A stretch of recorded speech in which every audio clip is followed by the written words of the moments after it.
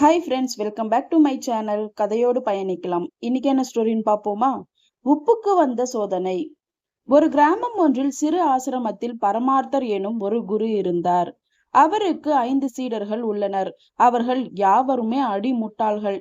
எந்த ஒரு காரியத்தையும் முட்டாள்தனமாகவே செய்வார்கள். முட்டாள்தனமான காரியங்களால் சில சமயம் ஏமாந்து போவார்கள்.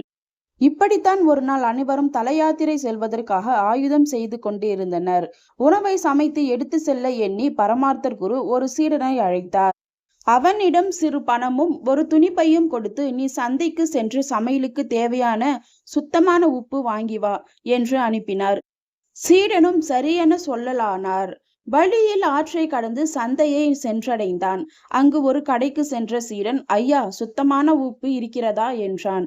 கடைக்காரர் உப்பை அளந்து எடுத்து சீடனின் பையில் போட்டு கொடுத்தார். உப்பை பார்த்த சீடன், இது சுத்தமானது தானே என வினாவினான். இதை கேட்ட கடைக்காரர், ஐயா, உப்பில் சுத்தமானது சுத்தமற்றது என்று இல்லை, உப்பு ஒரே மாதிரி தான் இருக்கும் என்றார். கோபமாக, ஆ, நீ என்ன இப்படி பேசுகிறாய்? உப்பில் சுத்தமானது இருக்கின்றது. என் குரு எனக்கு கூறியிருக்கிறார். வேறொன்றும் பேசாமல் இது சுத்தமானதா என்று மட்டும் கூறு என்று முட்டாள்தனமாக கேள்வி கேட்டான் சீடன். வியந்து போன கடைக்காரர், என்ன சொன்னாலும் புரிய வைக்க இயலாத முட்டாள் இவன் என்று எண்ணி, ஐயா, உங்கள் குரு அறிவாளி, நான் தான் தெரியாமல் பேசிவிட்டேன். நீங்கள் வேண்டுமென்றால் காய்கறிகளை சமைக்கும் முன் நீரில் கழுவி சுத்தம் செய்வது போல உப்பையும் கழுவி சுத்தம் செய்து கொள்ளலாம் என்றார். இதை கேட்ட சீடன், இப்போது தான் நீர் சரியாக யோசித்து பேசியுள்ளாய். இந்தாருங்கள் பணம் என்று பணத்தை கொடுத்துவிட்டு அவர் சொன்னதை நம்பி மகிழ்ச்சியுடன் கிளம்பினான். போகும் வழியில் ஆற்றை கடந்து செல்லும் பொழுது சீடனுக்கு ஒரு யோசனை தோன்றியது.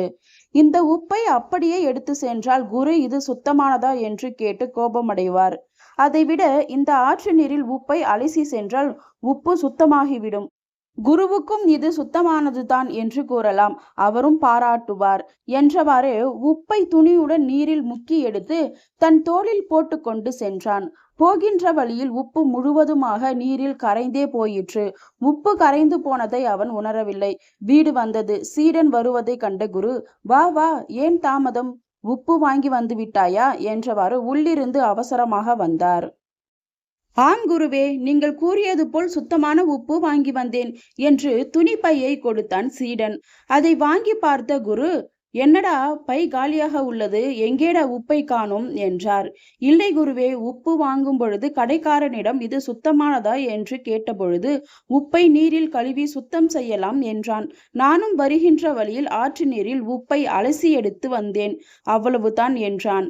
இதை கேட்ட குருவும், உன் யோசனை நல்ல யோசனைதான், ஆனால் உப்பு எங்கு போனது என்று எண்ணி சமையல் செய்வதையும் மறந்து போய் சிந்தனையில் ஆழ்ந்தனர்.